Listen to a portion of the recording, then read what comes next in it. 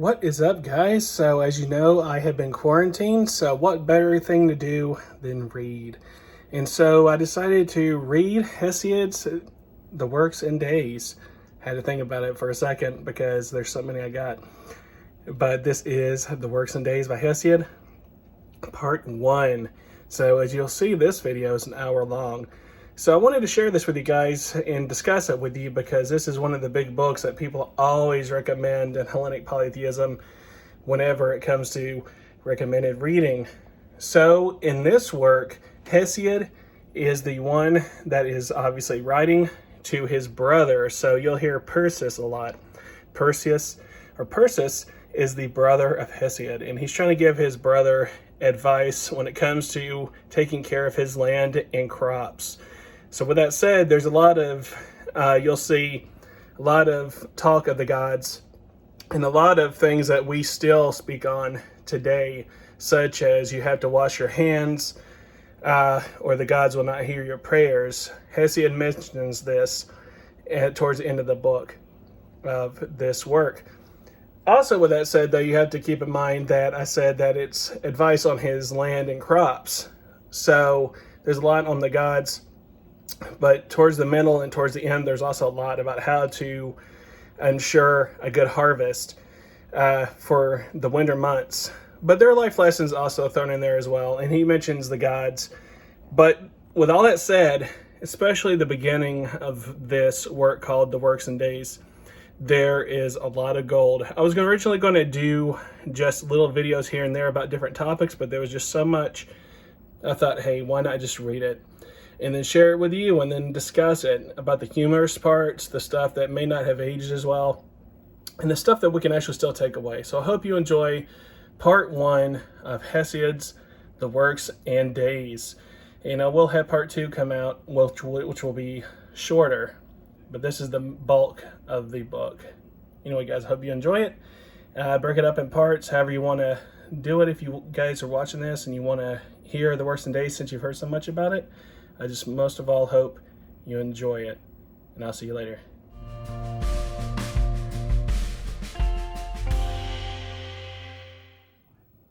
What is up, guys? So this is a massive video that I'm going to do. We're going to read Hesiod's The Works and Days. For those of you that have definitely heard of this, we are going to read that in this long video. I may break it up, or I may make it into multiple parts, but I brought my drink of ginger ale as I read and we discuss Hesiod's Work and Days. The reason being is that I was going to do it in different videos, but there's so much I don't want to really break it off into sections. I want to discuss it all because it's got a lot of good parts and a lot of famous things, and I want to talk about it with you. So that's what we're going to do. So cheers. We are about to read Hesiod's The Works and Days.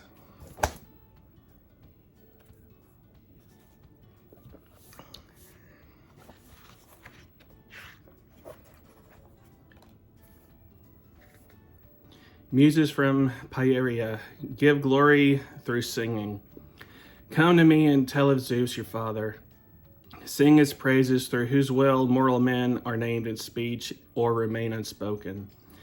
Men are renowned or remain unsung, as great Zeus wills it. So this is interesting. For lightly he makes strong, and lightly he brings strength to confusion. Lightly diminishing the great man, uplifts the obscure one. Lightly the crooked man he makes straight, withers the proud man. He, Zeus of the towering thunders, whose house is highest. So if anyone ever gets promoted, becomes famous, achieves renown, it is Zeus who is the one that grants that.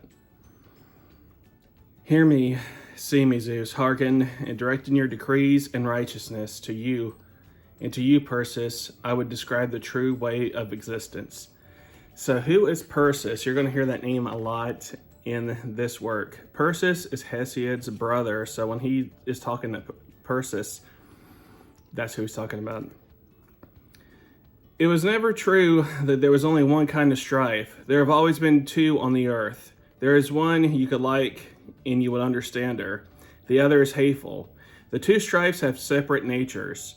The good strife we would know as determination, and you'll understand when he describes the second strife, or the good strife in a second. There's one strife who builds up evil war and slaughter, and she is harsh. No man loves her. But under compulsion by the will of the immortals, men promote this through rough strife. But the other was born the elder of the dark black night. The son of Kronos, who sits on high and dwells in the bright air, set her in the roots of the earth and among men, and she is far kinder. She pushes the shiftless man to work for all his laziness. A man looks at his neighbor who is rich, and then he too wants to work. For the rich man presses on with his plowing and planting and the ordering of his state. So the neighbor envies the man who presses towards wealth. And such strife is good friend of mortals. And that's true. We drive by and we see these giant mansions and we're like, man, I wish I could live there. You know, it's that kind of determination that is the good strife, as Hesiod would say, that you want to work just to achieve what you see your neighbors have. You know, you're not supposed to covet your neighbors, but sometimes you see what they have and it gives you that determination to continue and want to work better to improve yourself. Then potters is the potter's enemy, and a craftsman is a craftsman's rival. Tramp is jealous of tramp, and singer of singer. So you, Perses, put all this firmly away in your heart, nor let that strife who loves mischief keep you from working, as you listen at the meeting place to see what you can make of the quarrels. So I told you that Perses is Hesiod's brother. So you teach him, you give a man a fish, he will eat for a day. You teach a man to fish, and he will eat for a lifetime. That's basically what this whole thing's about, is that Hesiod is giving Perses advice on how to live. And little did he know, I think, that his notes and letters to his brother and so forth would go on to be studied by people like me. It's like me writing something, and then centuries later, they're like, ooh, hello.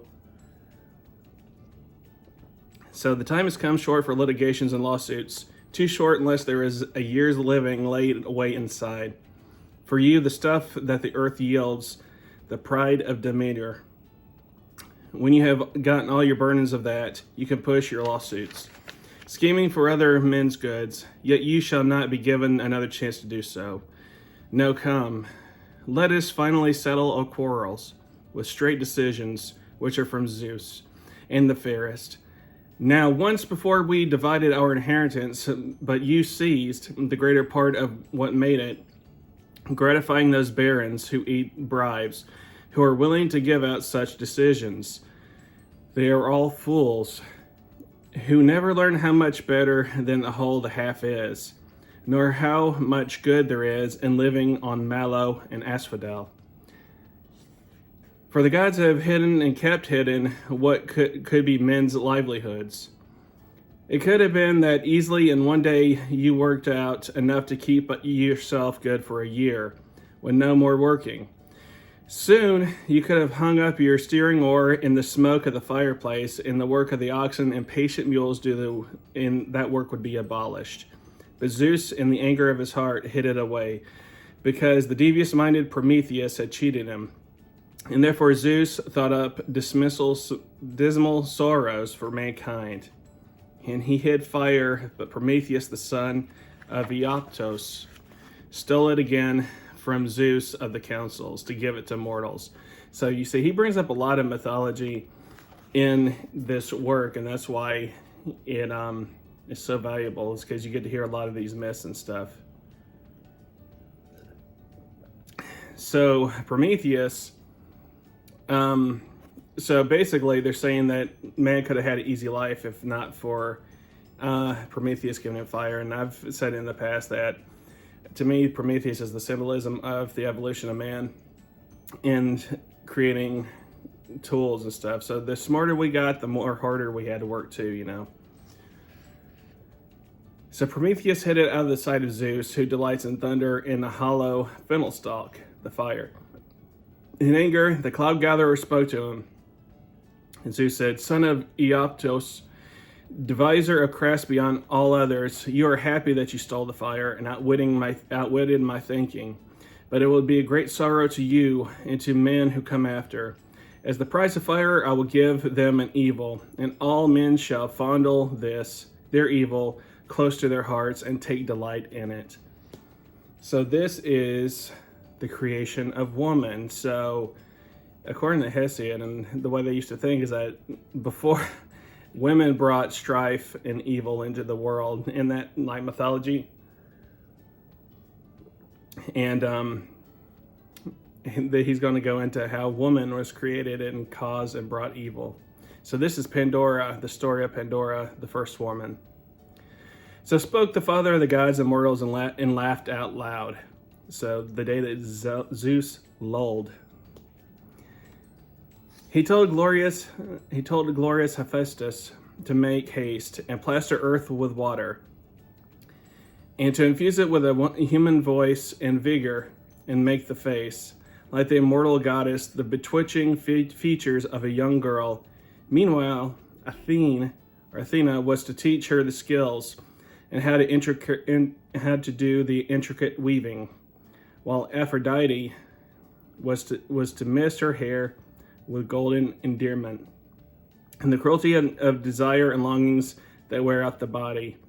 But Hermes, the guide, the slayer of Argos, he gave instructions to put into her the mind of a hussy and a treacherous nature. I love this on some of this stuff. So Zeus spoke, and all obeyed Lord Zeus, the son of Cronos.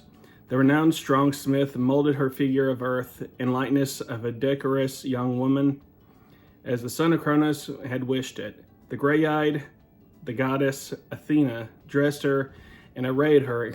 The Graces, who are goddesses in hallowed persuasion, put necklaces upon her gold upon her body, while the seasons, with glorious tresses, put upon her a head of coronal spring flowers. In Pallas Athena put all the decor upon her body, but in her heart Hermes, the guide, the slayer of Argos, put lies and wheedling words of falsehood and treacherous nature, and made her as Zeus of the deep thunder wished. And he, the god's herald, put a voice inside her and gave her the name woman, Pandora, because all the gods who have their homes on Olympus had given her each a gift, to be a sorrow to men who eat bread. So woman was born.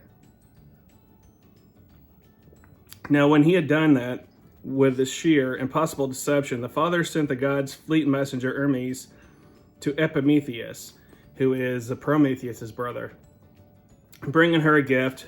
Nor did Epimetheus remember to think that how Prometheus had told him he never accepted the gift from the Olympian Zeus, but always wanted to send it back for fear it might prove to be an evil for mankind. So he didn't want Pandora because he thought that it was going to be a trick. We'll see. He took the evil and only perceived it when he possessed her. Since before this time, the races of men had been living on the earth free of all evil, free from laborious work, and free from all wearing sickness that brings their fates down on men. For men grow old suddenly in the midst of misfortune. But the woman, with her hand, lifted away the lid from the great jar. So he's talking about Pandora's box, and scattered its contents, and design was sad troubles for mankind. Hope was the only spirit that stayed there in the unbreakable closure of the jar, under its rim, and could not fly forth abroad, for the lid of the greater jar closed down first and contained her. This was by the will of the cloud gatherer Zeus of the Aegis.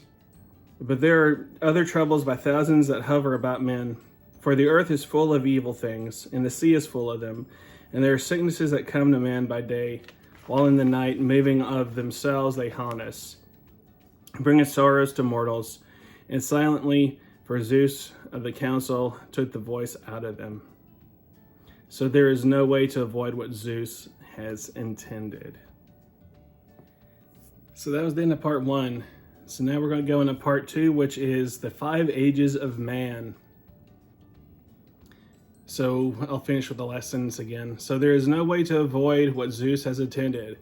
Or if you will, I'll outline it for you in a different story, well and knowledgeably. Store it up in your understanding. The beginning of things, which were the same for gods as for mortals. In the beginning, the immortals who had their home on Olympus created the golden generation of mortal people. This was the first generation. These lived in Cronus' time when he was the king of heaven. They lived as if they were gods, their hearts free from all sorrow, by themselves without hard work or pain. No miserable old age came their way. Their hands, their feet never altered, so they never got old.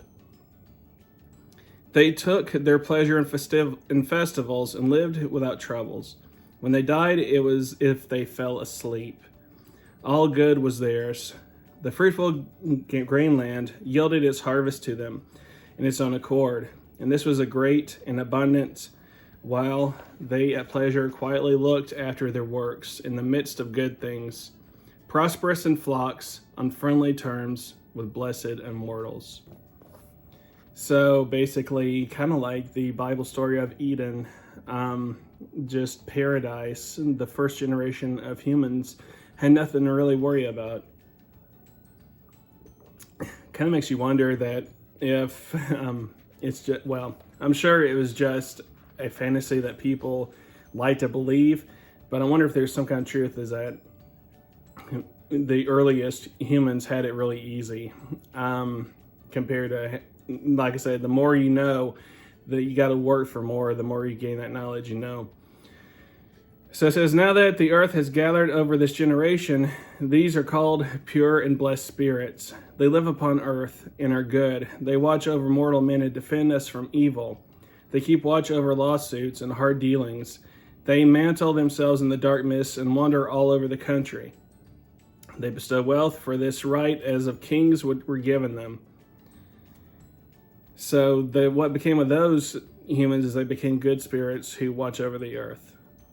So next after these, the dwellers upon Olympus created a second generation of silver, far worse than the other.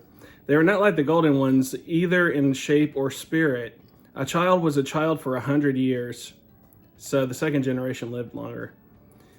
Looked after and playing by gracious mothers, kept at home a complete booby. But when it came time for them to grow up and gain full measure, they lived for only a poor short time.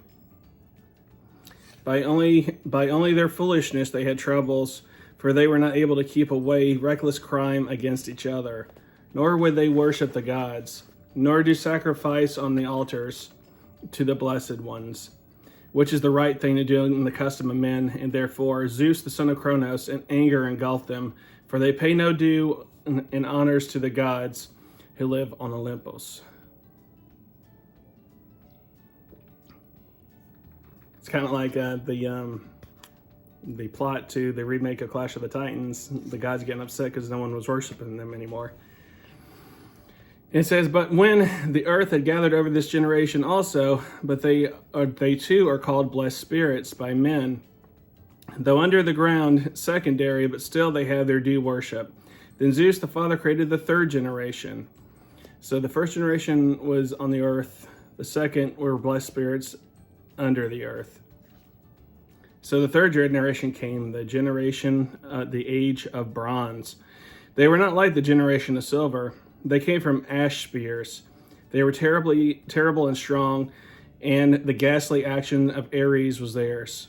In violence, they ate no bread, but maintained an indomitable and adamant spirit. None could come near them. Their strength was big, and from their shoulders their arms grew irresistible on their ponderous bodies. The weapons of these men were bronze and bronze houses, and they worked as bronze smiths. I'm not surprised. There was not yet black iron.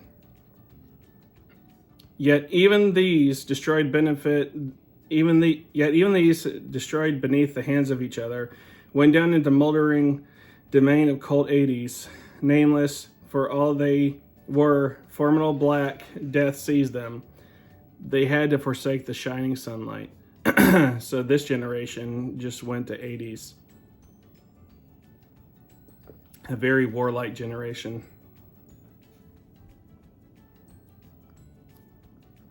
Now when the earth had gathered over this generation, also Zeus the son of Cronos created yet another fourth generation on the fertile earth. And these were better and nobler. This is the age of heroes, is the fourth generation. The wonderful generation of hero men, who are also called half-gods. So this was the demigod generation. The generation before our own on this vast earth. So this is saying that there are no more demigods. That if there were ever a demigod, it was the fourth generation, not our generation. But of these two, evil war and the terrible carnage took some by seven-gated Thebes, in the land of Cadmus, as they fought together over flocks in each other. War had taken in ships over the great gulf of the sea, where they had fought for the sake of the lovely-haired Ellen. Therefore, the end of death was misted about them. But on others, Zeus and son of Cronos settled a living in a country of their own apart from humankind at the end of the world. And there they have a dwelling place, hearts free of sorrow, in the island of the blessed. This is the Elysium. This is where the best of the best go when they die. So for the fourth generation of heroes, this is where they went afterwards. Now it's interesting who is the god of Elysium. So this is what's about to be said. And there they have a dwelling place and hearts free of sorrow in the isle of the blessed. By the deep swirling streams of the ocean, prosperous heroes on whom in every year 3 times over the fruitful gray land bestows its sweet yield. They live far from the immortals, and Cronos is king among them. Yes, the god, Zeus's father.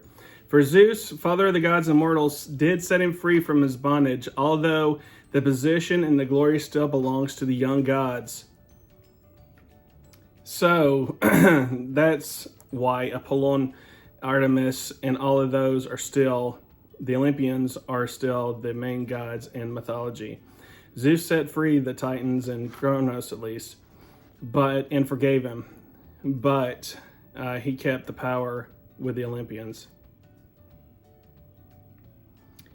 After this, Zeus of the wide brow established yet one more generation of men, the fifth, to be on the fertile earth. This is our generation. And Hesiod is not a fan. And I wish that I were not part of it, this fifth generation of men, but had died before it came, or been born afterwards. For here now is the age of iron. Never by daytime will there be an end to hard work and pain, nor in the night to weariness, when the gods will send anxieties to trouble us. Yet here also there should be some good things mixed with the evils. But Zeus will destroy the generation of mortals. In the time when children, as they are born, grow gray on the temples, and when the fathers no longer agree with the children, nor the children with the fathers, when a guest is no longer at one with the host, nor companion to companion, when your brother is no longer your friend, and he is as he was in the old days. Men will deprive their parents of all rights as they grow old, and people will mock them too, babbling bitter words against them, harshly and without the shame in the sight of the gods. Not even to the aging parents will they give back what once was given. Strong of hand, one man shall seek the city of another. There will be no favor for the man who keeps the oath. For the righteous and the good man, rather men shall give the praise to the violence and the doer of evil. Right will be in the arm. Shame will not be. The vile man will crowd his better out and attack him with twisted accusations and swear an oath to his story. The spirit of envy, with grim face and screaming voice, who delights in evil, will be the constant companion of the wretched humanity. And at last Nemesis and Attis, decency and respect, shrouding their bright forms in the pale mantles, shall go from the wide wade earth back onto their way to Olympus.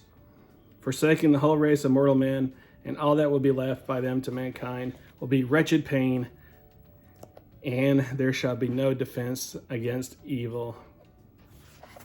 So there you go. Now I'll tell you a fable for the barons. They understand it. This is what the hawk said when he had caught the nightingale, with speckled neck in his claws, and carried her high among the clouds. She spited on the claw hooks, was wailing pitifully. But the hawk, in his masterful manner, gave her an answer. What's the matter with you? Why scream? Your master has you. You shall go wherever I take you, for all your singing. If I like, I can let you go. If I like, I can eat you for dinner. He is a fool who tries to match his strength with the stronger. He will lose his battle, and with the shame will be hurt also.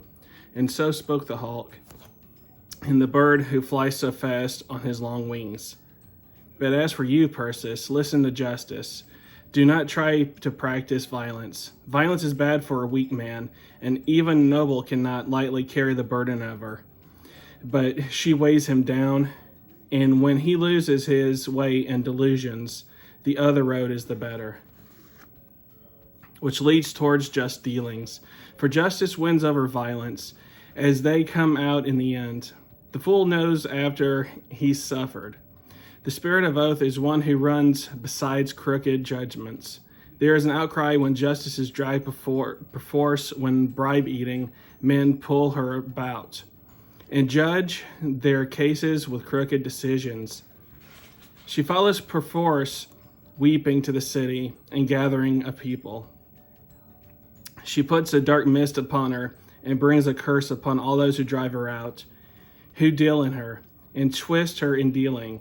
When men issue straight decisions to the people and to the strangers and do not step at all off the roads of rightness, their city flourishes, and the people blossom inside it. Peace, who brings boys to manhood, is in their land, nor does Zeus of the wide brows ever ordain the hard war shall be with them. So you'll live longer if you are not fighting for a war. Neither famine nor inward disaster come the way of those people who are straight and just. They do their work as if their work were a holiday. The earth gives them great livelihood. On the mountains, the oaks bear acorns for them in their crowns, and bees in their medals. The wool-bearing sheep are weighed down with fleecy burdens. Their women bear them children who resemble their parents, and they prosper in good things throughout. They need have no traffic with ships, for their own grain-giving land yields them its harvest. But when men like harsh violence and cruel acts, Zeus of the wide brows, the son of Kronos, ordains their punishment. So Zeus is not a fan of war. He would rather us work hard and so we may have a good life and not depend on others. So often a whole city is paid punishment for one bad man who commits crimes and plans reckless action. And that's true with leaders and stuff. When leaders make wrong decisions, the whole town and the whole city and sometimes the whole country can be punished for that out of one man's actions. On this man's people, the son of Kronos out of the sky inflicts great suffering. Famine and plague together, and people die and diminish. The women bear children no longer, and the houses dwindle by design of Olympian Zeus. So nothing good comes out of war, is what they're saying. Or again, at other times, he destroys the wide-camped army of the people, or wrecks the cities within its walls, or their ships on the open water. Your barons also cannot even understand yourselves of how justice works. For the immortals are close to us. They mingle with men and are aware of those who make crooked decisions. And it says later that that Zeus is around us all the time. He knows exactly what we're doing, and the gods do too. They know who are good men and who are bad men. Let's see. Aware of those by crooked decisions, break other men, and care nothing for what the gods think. So they know when people are being careless of what the gods or what a god would think of what they're doing, the evil they're doing. Upon the prospering earth, there are 30,000 immortal spirits who keep watching for Zeus and all that men do. So 30,000 good spirits are watching us and reporting back to Zeus, and that's how it says that he knows what's going on. They have an eye on decrees given on harsh dealings, and an invisible in the dark mist they hover over the whole earth. Justice herself is a young maiden. She is Zeus's daughter, and seemly and respected by all the gods of Olympus. When any man uses force on her by false impeachment, she goes and sits at the feet of Zeus Cronion, her father, and cries out the wicked purpose of men, so that their people must pay for the profligacy of their rulers, who for their own greedy purposes twist the courses of justice aslant by false proclamations. Beware, you barons, of such spirits. Straighten your decision, you eaters of bribes. Banish from your minds the twisting of justice. So if you twist anything for your own purposes, it doesn't escape the eye of the gods, is what they're saying. The man who does evil to another does evil to himself. The evil counsel is most evil for him who counsels it. The eye of Zeus sees everything. His mind understands all. He is watching us right now. And if he wishes to, nor does he fail to see what kind of justice the community keeps inside it. Now, otherwise I would not myself be righteous among men, nor have my son be so. For it is a hard thing for a man to be righteous, if the unrighteous man is to have the greater right. But I believe that Zeus of the councils will not let it end thus. You, Perses, should store away in your mind all that I tell you, and listen to justice, and put away all notions of violence, because here is the law, as Zeus established it for humans. As for fish and wildlife and the flying birds, they feed on each other, since there is no idea of justice among them.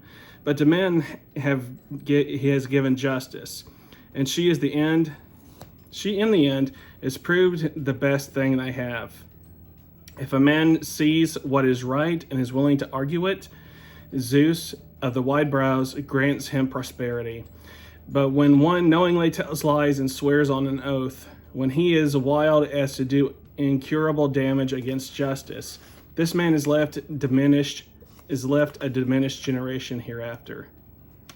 But the generation of the true sworn man grows strong. And that's true. The reputations of your family and fathers before you follows you. If you do not have a good reputation of a family or background, that does follow you to the following generation. I mean you well, Perses. This is my favorite line. I mean you well, Perses, you great idiot, and I will tell you, look, badness is easy to have, and you can take it by handfuls without effort. The road that way is smooth and starts here beside you. So it's easy to be bad. But between us and virtue, the immortals have put what will make us sweet or sweat. So between us and virtue, the immortals have put what will make us sweat. The road to virtue is long and goes steep uphill. Hard climbing at first, but at the last of it, when you get to the summit, if you get there, it's easy going after the hard part. So doing the right thing is not always easy, but when you get to the top, when you make it, doing it honestly, it pays off more than doing it dirty, because you have a clean reputation and people love you when you have done everything right for the right reasons. The man is all the best who himself works out every problem and solves it, seeing what will be the best in the end. That man too is admirable, who follows one who speaks well. He who cannot see the truth himself nor hearing it from others stores it away in his mind.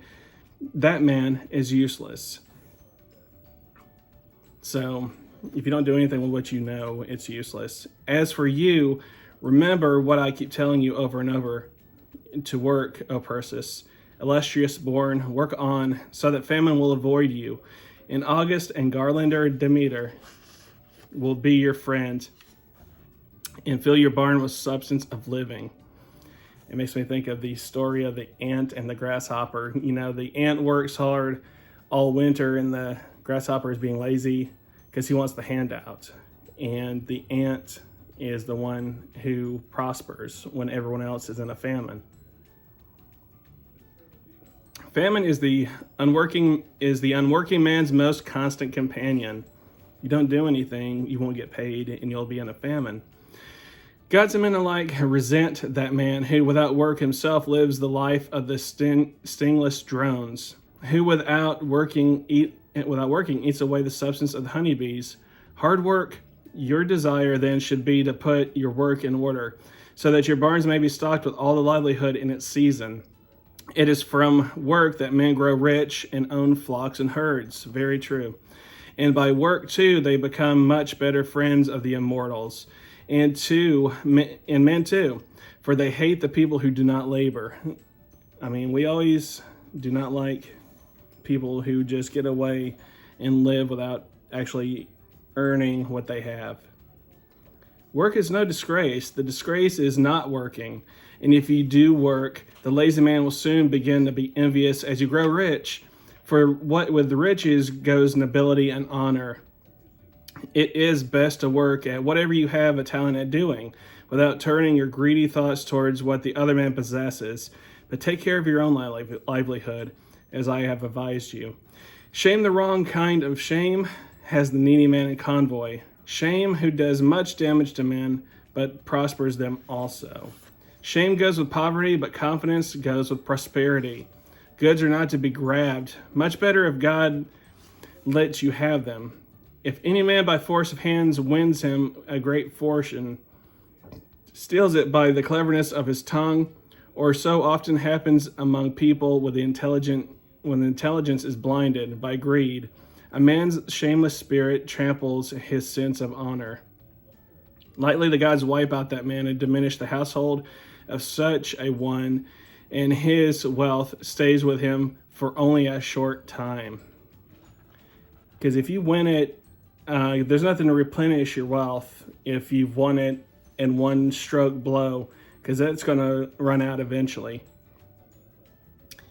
It is the same when one does evil to guests or suppliant, or goes up into the bed of his brother to lie in secret with his brother's wife, doing acts that are against nature, or who unfeeling abuses fatherless children, or speaks roughly with words in his failing, father who stands up the hateful doorstep of old age, and with all these Zeus is in person is angry, and in the end he makes them pay a bitter price for their unrighteous dealings.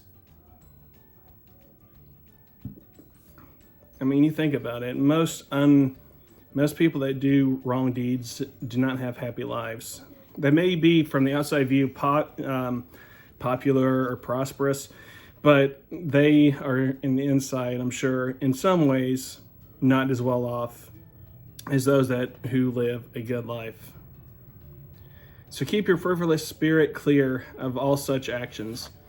As far as you have the power to do sacrifice to the mortals, innocently and cleanly burn them the shining thigh bones, and at other times appropriate them with libations and burnings. And when you go to bed, when the holy light goes up in the sky, so they may have a complacent feeling and thoughts about you.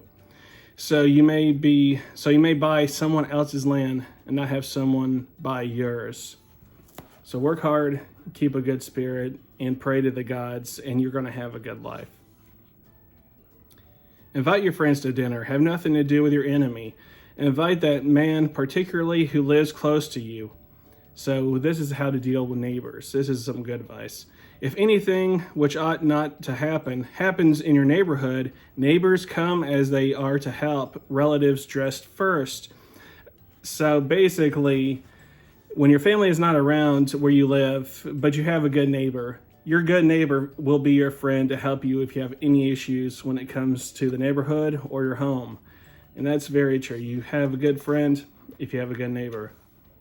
A bad neighbor is as great of a pain as a good one is a blessing. One lucky enough to draw a good neighbor draws a great prize. Not even an ox would be lost if it were not for the bad neighbor. Take good measure from your neighbors, then pay him back fairly with the same measure, or better yet, if you can manage it. So when you need him some other time, he will be steadfast and he will be there. No greedy profits. Greedy profit is a kind of madness. Be a friend to your friends, and come him who comes to you. Give to him who gives. Do not give to him who does not give. That is good advice. You don't give to people that just take. You just, I mean, it's just not the way to live. We give to the generous man. None gives to those who are stingy. Give is a good girl, but grab is a bad one. What she gives is death. For when a man gives willingly, though he gives a great thing, yet he has a joy in his gift and satisfaction in his heart. While he gives away to the shameless greed and takes from another, even though the thing he takes is small, yet it stifles his heart. For even if you add a little to a little, yet if you do that often enough, the little will become big. And when one adds to what he has, he fends off staring hunger. What is stored away in a man's house brings him no trouble. But for it to be at home, since what is abroad does damage, it is fine to draw on what is at hand, and painful to have need and not have anything there. So I warn you to be careful of this. So if you ever have just a little bit, you just store it away. And obviously, if you just put a little money away, it's just a little, believe me, it will be there. And it's better to put a little bit away than nothing, because if you put nothing away, then you're not going to have it when you need it. When the bottle has just been opened, and when it's giving out, drink deep. But sparing when it's half full, but useless to spare the end. Let the hire that has been promised to a friend be made good, and when you deal it with your brother, be pleasant, but a great witness. For too much trustfulness and too much suspicion have proved men's undoing. Do not let any sweet-talking woman beguile your good sense with the fascination of her shape. Guys, right? It's your barn she's after. And anyone who will trust a woman is trusting flatterers. One single born son would be right to support his father's house, for that is the way substance piles up in the household. If you have more than one, you had better live to an old age. Yet Zeus can easily provide abundance for a great number. And the more there are, the more work is done, and increases the increase. If the desire within your heart is for greater abundance, do as I tell you, and keep on working and work and more work. And that's the way it was, that people would work in the fields, and your children would help be the extra help in your work as well. And the more work you do, the more reward you'll have. And at the time when the Pleiades, the daughter of Atlas, were arising, begin your harvest and plow again when they are setting. The Pleiades are hidden for 40 nights and 40 days. And then as the turn of the year reaches at that point, they show again. At that time, you first sharpen your iron. This is the usage whether you live in the plains or whether you're close by the sea, or again in the corners of the mountains far away from the sea and its tossing water. You have rich land wherever you live. Strip down to sow, and strip for plowing, and strip for reaping. And if you wish to bring in the yields of Demeter, all in their season, and so that the crop and its time will increase for you, so that in after time you may not be in good need, or go begging to other people's houses and get nothing, as you have come to me now. But I will give it to you no longer. No further measure, Perses, you fool, work for it. And those who work, which the gods have arranged men shall do, lest someday you, with your wife and children in anguished spirit, have to look at your neighbors for substance, and they need not hear you. So twice you may get help, and 3 times even, but if you play them further, you'll get nothing more, and that pleading will fall flat. So you gotta prepare in life. You have to, again, sustain yourself, because you can go to your friend, your neighbor, like, hey, I need some help. Hey, I'm having bad times. Can you help me?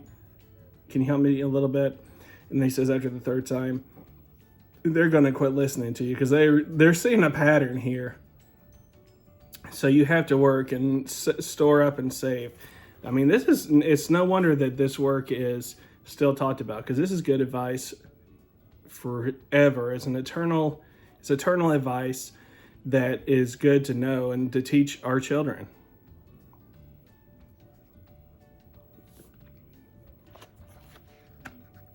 Your style with words will do you no good. Rather, I urge you to work out some way to pay your debts and escape from hunger. So first of all, get yourself an axe for plowing and a woman for work, not to marry.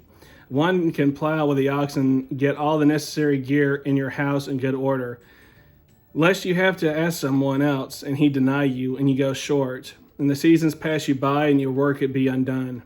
Do not put off until tomorrow, the day after. A man does not fill his barn by shirking his labors or putting them off. It is keeping at it that gets the work done. The putter off of work is the man who wrestles with disaster. At the time when the forces of the cruel sun diminishes, and the sultriness and the heat, when powerful Zeus brings on the rains of autumn, and the feel of a man's body changes, and he goes much lighter, for at this time the star of Sirius goes only a little over the heads of the hard-fatted mankind in the daytime, and takes a greater part of the evening. And at this season, timber that you cut with your axe is less open to worms. Now when it sheds its leaves to the ground and stops sprouting. So he's giving his brother some agriculture advice through this whole section. Now remember, your task is in the season. It's time to cut wood. Cut a 3-foot length for a mortar and a pestle in a 3 cubits. And a 7-foot length for an axe. That would be quite enough for you. Except if you made it 8 feet, you could cut a maul from the end. For a wagon of 10 palms, cut a quarterly fell of 3 spans. Cut many curved pieces, and look on the mountain and in the meadows for a good piece of holm oak to make your plow beam, and bring it when you find it. This is the strongest for plowing oxen. And once you have taken it to the carpenter, Athena's apprentice, and he fixes it in the share of bolts to the pole and dowels, you can work the plow in your house. And then you shall have a pair of them, one in a single piece and one in composite, and this is the better way. For if you break one of them, you can put the oxen to the other, and poles of laurel or elms are least likely to be worm-eaten. That's good advice, isn't it? The shares should be oak, and the beam holm oak. Get yourself 2 oxen, male 9 years old, for the strength will be undiminished, and they are in full maturity. At their best to work with, for such a pair will not fight as they drive the furrow and shadow the plows, thus leaving all the work done and gone for nothing. And have a 40-year-old man, still young enough to follow the plow, give him a full 4-piece loaf to eat, and 8 ounces. Such a man will keep his mind on work and drive straight furrow, not always looking about for company, but keep his thoughts on business. A younger man will be no improvement for scattering the seeds and not piling them on top of each other. A younger man keeps looking for excitement with other young people. I like that. So I'm 40 next year. So I am at the right age of maturity to plow a field. And if you trust a younger guy, and I know people like that. You'll trust a younger guy and they will just want to stop working and go talk to their friends. But a guy that's reached at least 40 is trustworthy and mature enough to handle actually just working. I mean, yeah, plowing a field, but at work in general, I mean, think about it. At your job, and the older people, if they're mature, when they're 40, they are focused and they'll continue to work compared to the ones that are like 19 or 20. They will just want to hang out and stay off task to go talk to friends and stuff. So they're saying the older people are the ones to more mature to handle a job. At the time when you hear the crane going over that annual voice from high in the clouds, you should take notice and make plans. She brings the signal of the beginning of planting, the winter season of rains, but she bites the heart of the man without oxen. At this time, keep your horn-curved oxen indoors and feed them. It is easy to make a speech of, "Please give me 2 oxen and a wagon," but it's also easy to answer, "I have plenty of work for my oxen." And a man rich in his dreams sees his wagon as built already, the idiot forgetting that the wagon has hundreds of timbers. And it takes some work to have these laid up at home beforehand. And at the first moment when the plowing season appears for mankind, set hard to work. Your servants, yourself, and everybody together plowing together and through wet weather and dry and plowing seasons. Rise early and drive the work along so your fields will be full. Plow fallow in the spring. Fallow land turned summer will not disappoint you. Fallow land should be sown while the soil is still light and dry. Fallow land is kind to children and keeps off the hexes. Make your prayers to Zeus of the ground and holy Demeter, that the sacred yield of Demeter may grow complete and be heavy. So for us that actually grow vegetables and stuff, pray to Zeus and Demeter as you plant your seed. And that can be symbolic as well in life of symbolically any project you do, always pray. Do this when you begin your first planting, when gripping the handle in one hand and you come down hard with the goad on the backs of your oxen. As they lean into the pins of the straps, have a small boy helping you by following and making hard work for the birds with a mattock covering the seed cover and all the seeds over. It is best to do things systematically since we're only human and disorder is our worst enemy. Do as I tell you and the ears will sweep the ground in their brightness. If the Olympian himself grants that all shall end well, and you knock the spider webs from your bins, and as I hope, be happy as you draw on all the substances that are stored up. You will have plenty to make it till the next gray spring, and need not gaze longingly at others. It's the other man who will need you. But if you have waited for the winter solstice to plow the divine earth, you will have to squat down to reap, gathering it in the thin handfuls, down in the dust, cross-binding for the looks of it, not very happy. And you will bring it home in a basket, and there will be a few to admire you. Yet still the mind of Zeus of the ages changes with changing occasions, and it's a hard thing for mortal men to figure. So you want to be the one that people are jealous of. You don't want to be jealous of anybody. If you plant late, here's one thing that might save you. And at the time when the cuckoo first makes his song and the oak leaves, and across immeasurable earth it makes glad the hearts of mortals.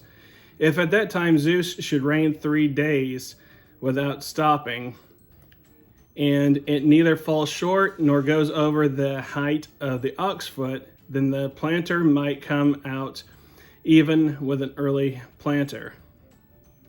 And so he said that if Zeus should reign 3 days. So that's an interesting thing I always thought was pretty cool. In ancient days, when it would rain, they would literally say Zeus is reigning.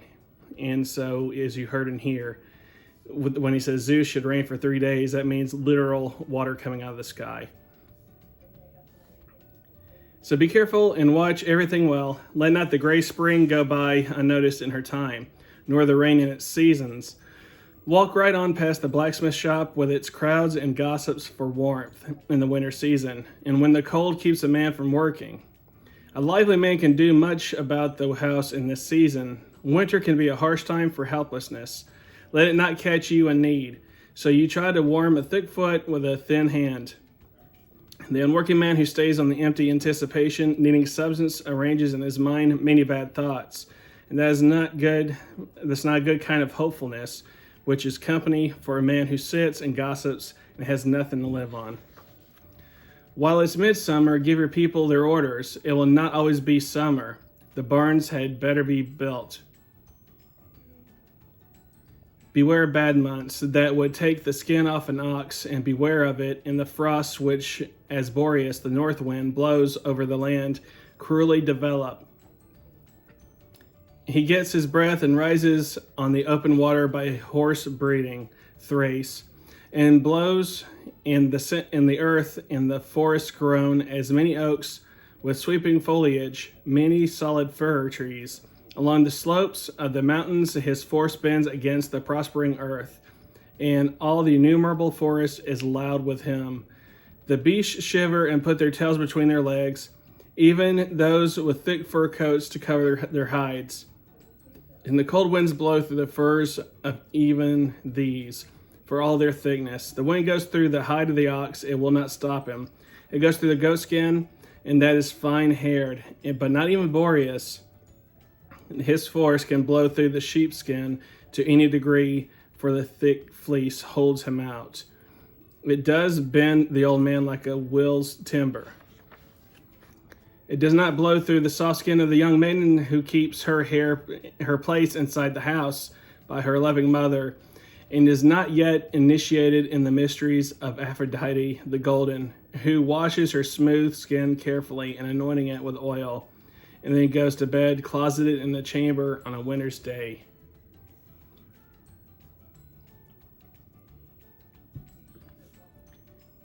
So basically, it's cold outside, and the only one protected would be the sheep, and women would be protected if they stay in the house. Even the young, even the young girls that have not been initiated by Aphrodite, wink, wink,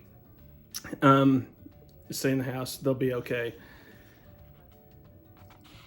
On a winter's day, at the time when no bones the polyp gnaws his own foot in the fireless house, that gloomy habitat.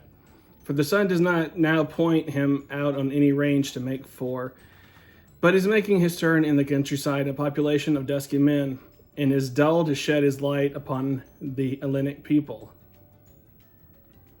Then all the sleepers in the forest, whether horned or hornless, teeth miserable chattering, flee away through the mountainous woods. And in the minds of all there is only one wish, the thought of finding shelter, getting behind dense covers in the hollows of a rock, and then, like three-footed individuals with a broken back, head over, and eyes on the ground beneath the so doubled, trying to escape the white snow, all go wandering.